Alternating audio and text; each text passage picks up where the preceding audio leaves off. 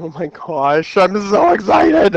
Okay, so here is our first question in learning how to do trig proofs. Or for those who are going to be taking, your engineering courses and things like that, you do take your higher level calculus.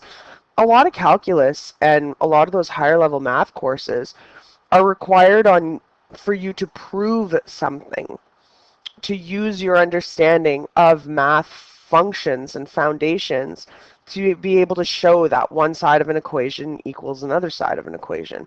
And this is the process that we have to follow when we're doing this. So every proof has two sides of an equation. It's got your left-hand side, boom, boom, and your right-hand side.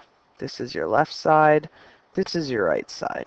Okay, why? Because here's the equal sign, and that's the great balancer. It's saying here's your left side, here's your right side. When we're doing a proof, you have to choose a side that you're going to start working with. Now, you can work with both of the sides as much as you want, but you've got to set up your solution in a way that someone else can follow it. So if I look at this, I got a little aggressive with the green. If I look at this, and I look at the left-hand side, well, left-hand side's a fraction. We all know how you feel about fractions. It's got a 1 in it. We could do something with that if we needed to. It's got a cotangent. If we look over at our toolbox, we got something about cotangent. And it's got a cosecant, which is something over here in our toolbox. Okay, there's lots of stuff in our toolbox to use with this side. Let's look at the right side. Sine theta.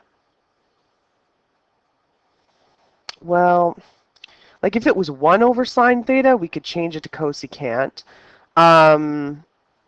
It's got to be sine theta over cos theta to be able to use this one. These all have to be squared, and our sine theta is not squared, so not very useful right now. And let's check cos.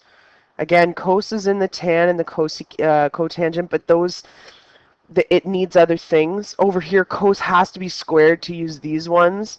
And here, it would have to be 1 over cos to use secant. So we can't do a lot of work with our right-hand side. So even though this is a fraction, this is where we're going to have to start. Only pick one of the sides to start with. And all you do, each step is one thing. So the way we set this up is we say left side equals, and we're going to be doing our solution for the left-hand side all the way down. Now, I am going to take the line to write it because I lose my stuff real quick. Cosecant theta. Okay. So, I lied. I just said change one thing at a time. I'm going to change two things. I could get really excited and try and change the 1. I could make the 1 a cos squared, sine squared. I could do that.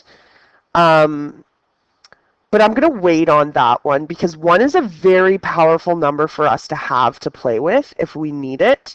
So I don't want to change it just yet.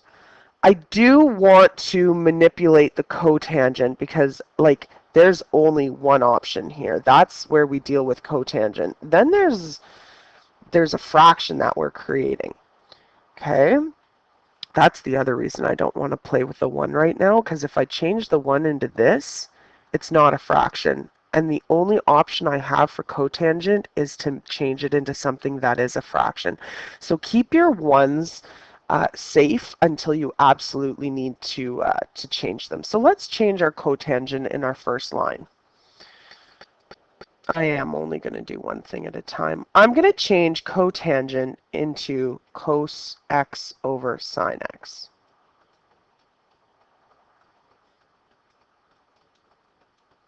Okay. Still ugly.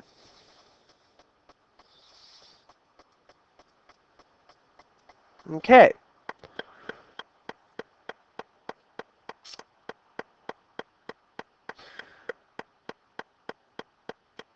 The next thing students are naturally going to see is they're going to see that this cosecant can be changed into 1 divided by sine.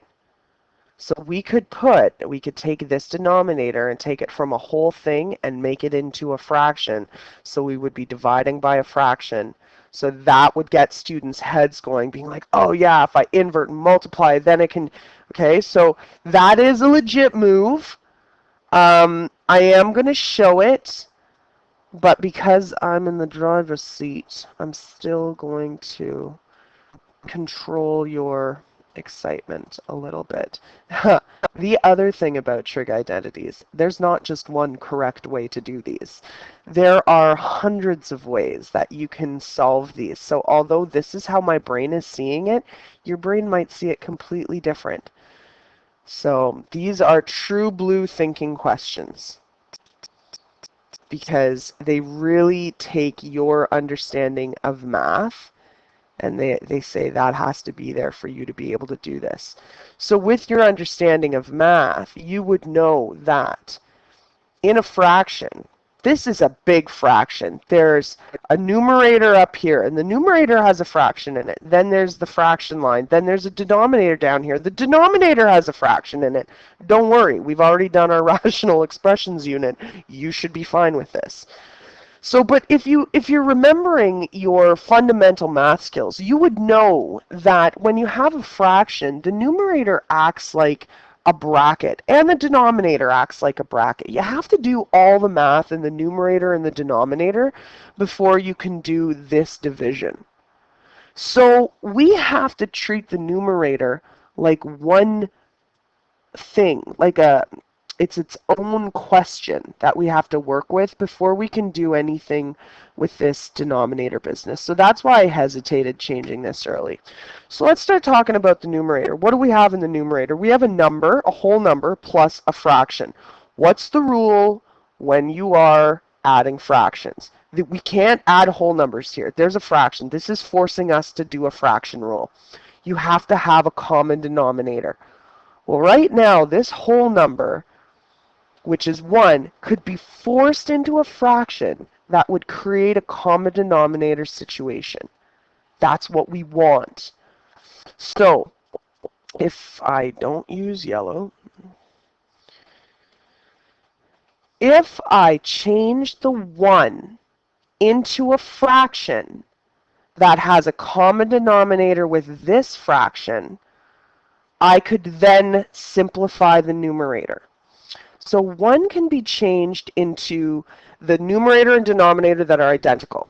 Because I'm trying to get sine as sine x, sine theta, sorry, I changed them to thetas, x's.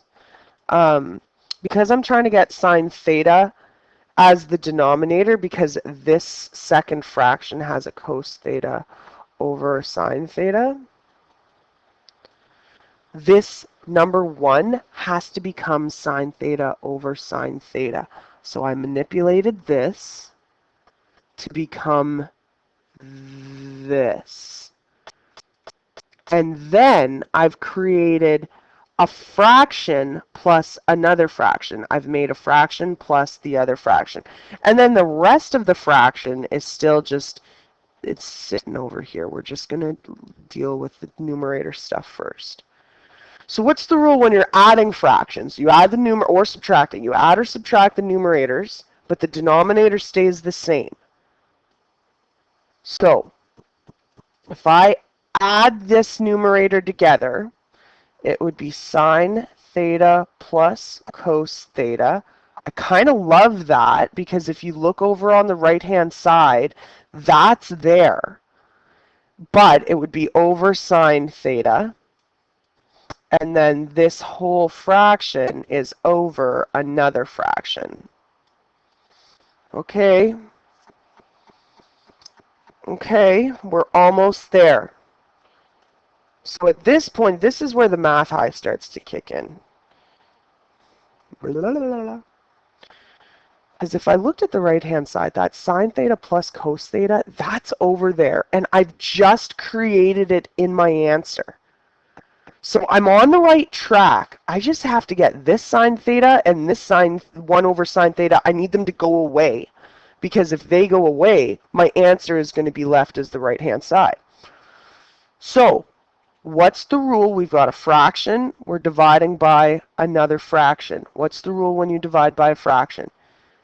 You leave the numerator the same. You invert the second fraction or the denominator and you change it to multiplication. So my numerator is going to stay sine theta plus cos theta over sine theta.